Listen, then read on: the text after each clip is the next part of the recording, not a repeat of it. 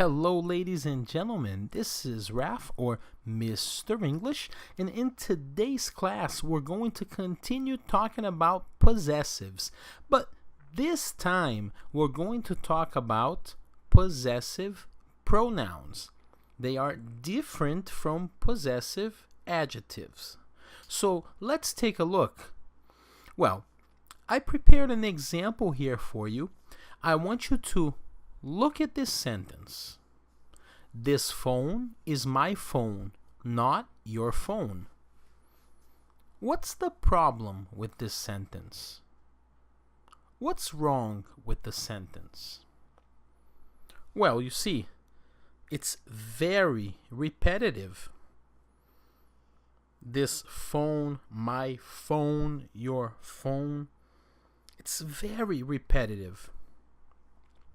And in this case, we can make this sound more normal. Let's see an example.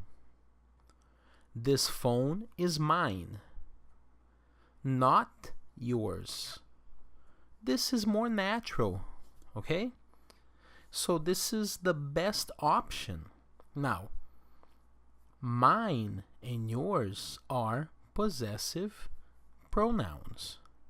Let's see some more examples. This is my car. You saw the possessive adjective, my, yeah? This is my car. This car is mine, okay? It's mine. This is her house. This house is hers. It's hers.